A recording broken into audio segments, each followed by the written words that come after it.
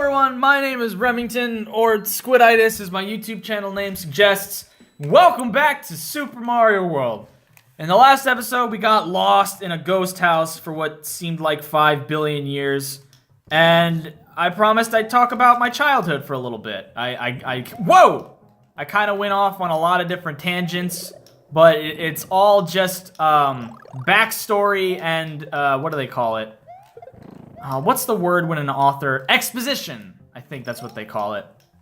Like The Hobbit. The Hobbit has a lot of exposition, kind of setting up the house and everything else like that. But I actually love that first chapter. I actually like reading about the Shire and what Bilbo's house looks like. I know a lot of people said that it was just so boring and they couldn't get past it, and that's why they didn't read the book, but they saw the movie. I love the book. It's one of my favorites. I don't know if it's my absolute favorite. I think my absolute favorite book is The Hitchhiker's Guide to the Galaxy. We'll talk more about that in a little bit. I want to finish the story that I started in the first episode. So, I had these friends. There were kids that lived on the other side of my neighborhood. I wasn't really friends with them. I was, I'd hang out with them and play with them sometimes. Throw a basketball around or something like that.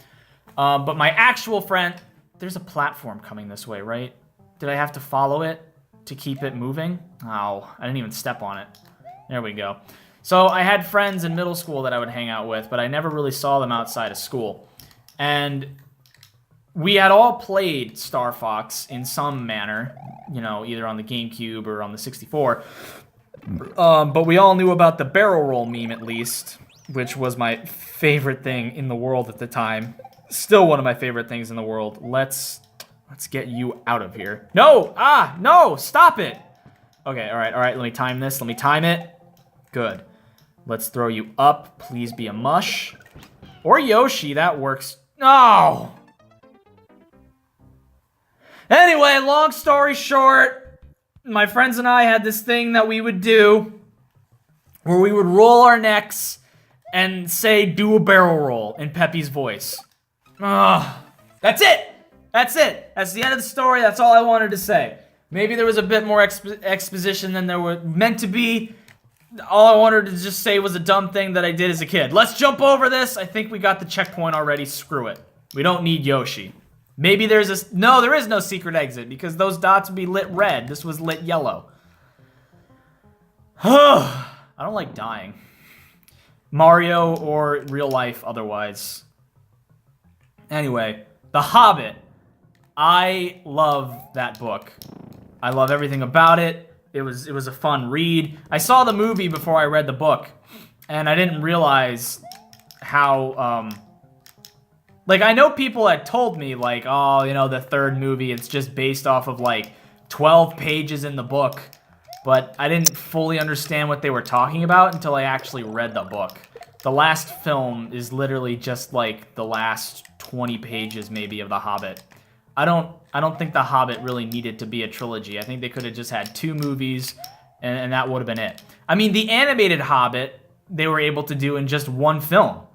I don't even think you needed to do a trilogy, but I guess they were just trying to recreate the success of Lord of the Rings, but you can't, The Lord of the Rings is just something that's wonderful and pure and awesome and amazing, and you can't recreate it, Oh, fuck you, dumbass Fireflower piece of shit. I'm sorry. That came out harsher than I wanted it to. What I meant to say was your parents meant to abort you, but they couldn't afford it. So that's why you're there. Anyway. But The Hitchhiker's Guide to the Galaxy, if you haven't read that book, it is wonderful. Maybe you've seen the movie. No. The movie stars Martin Freeman, who is also Bilbo in The Hobbit, and also Alan Rickman is in the movie. He does the voice of the depressed robot. So if you ever wanted to see Alan Rickman as a depressed robot, well, then you should go out and watch The Hitchhiker's Guide to the Galaxy. I think the book is better, but it was still a fun movie. And there's 5 books in the trilogy. And yes, I said trilogy. Those of you who read the books, you know what I'm talking about. God bless Douglas Adams. May he rest in peace. Never go anywhere without your towel. It's probably the most important thing that a hitchhiker could ever have with them. You ever get stuck on the side of the road, don't stick out your thumb. Just wave your towel around. Someone will stop. I've never been hitchhiking. You know, I don't know if that's a thing that people really need to do anymore, especially with like Uber and Lyft and stuff. But like I've heard stories of whoa boy, that could have been bad. I've heard stories of like people hitchhiking or picking up hitchhikers. You know, and I guess you can get some sketchy characters, you know? I mean, I think hitchhiking's actually kind of dangerous. And it seems like it just gets more and more dangerous all the time. Whoa, come on. But you could argue that Uber and Lyft is kind of dangerous. I mean, you don't know the driver. All you know is that I guess he's certified by Uber. I'm not really sure how they pick their drivers or how that works. I guess anybody could be an Uber driver, but you just gotta have the car for it. And I guess the clean record for it, you know, you haven't been in any accidents or been arrested for DUI and stuff like that. I mean, I'd like to hope that Uber doesn't hire felons. I think most companies try to not hire felons. That's usually like a pretty basic question on any application for when you apply for a job. It's like, have you ever been convicted of a felony? And which the correct answer is always no, but you don't want to lie. I'm curious as to how many companies actually give people jobs who have admitted to being convicted felons. I guess it would have to be like a case-by-case basis. Like, what'd you do? Did you, like, steal a chocolate bar from a 7-Eleven, or did you straight up steal a car, Grand Theft Auto style? Because, I mean, people change, you know? Like, you do your time, no! That's right, I remember this now. Yeah. Thank you. Whoa.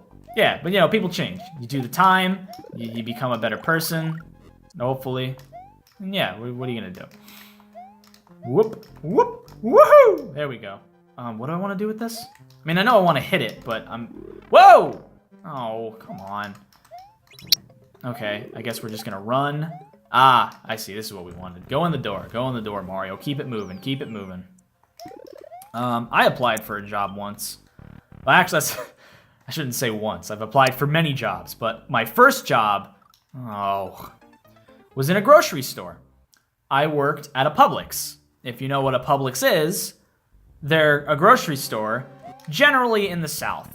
I don't think they stretch any further than, like, maybe North Carolina, if that. But they're all over Georgia and Florida anyway, because I used to live in Florida. It was like the really basic job that pretty much every kid my age had. And that's when I was at the tender age of 14. Because Publix would accept young 14-year-olds with absolutely no job experience. It was a lot of people's first job. I went to school with a lot of people that worked at a Publix. Working at a Publix as like a grocery bagger, it's kind of one of those come and go as you please type jobs. Like, they're never gonna fight to keep you because they can just rehire anybody they want to replace you. That's also why, like, if you get on, like, the manager's nerves or something, they won't hesitate to fire you. I mean, like, they have applicants wanting to work at Publix every day. Like, they probably get 1 billion people wanting to work there every day. It was kind of competitive, honestly. So what I did was when I submitted my application... Whoa! They had a little kiosk in the store that you could electronically fill out an application and then submit it. And then after I did that, I hunted down one of the well, I didn't have to hunt him down. Usually a manager or somebody is usually standing by the registers to assist with customers as needed. So I just kind of walked over and was like, hey, you know, I just applied for a job and, you know, I'd really like the experience to have to work here. You know, just so that they know my face and my name, so when they're shifting through their applications, hopefully mine will stand out, and they'll be like, oh, that was that kid that approached me earlier today. He seemed like a rather stand-up, nice gentleman.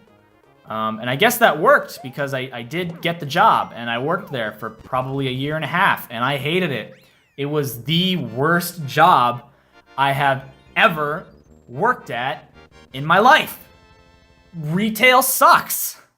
It was awful. Because here's the thing about Publix, right? It's a wonderful place to shop. Oh, he's got the hammer. Yeah, there you go, Mario. Bust out your aggravations. Mario has trumped over Lemmy Koopa of Castle Number 3. Mario's quest is starting to get much more difficult. Have you found the red and green switches yet? No, we haven't, because we don't need them. We're just gonna keep on plowing through this game, because who needs red and green switches? We're just gonna go on the pipe, and we're moving on to Cheese Bridge. Yes! What time is it? How long have we been recording? All right, let's do another level, and I'll finish up my thought about Publix. Publix is a great place to shop because they put heavy. Whoa, this is heavy. And I mean heavy in capital letters. There's that word again, heavy. Why are things so heavy in the future? Is there a problem with the Earth's gravitational pull? What? On customer service. Like, literally.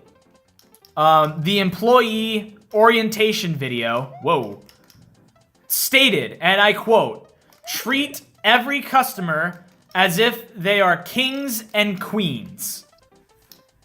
And, you know, like, I get it. Customer service is important, but they weren't fucking around. It wasn't just like, okay, you know, we're a store, this is retail, it should be obvious that customer service is of the utmost importance. No, they literally mean treat them like kings and queens. We had to take our groceries out to their cars with a smile.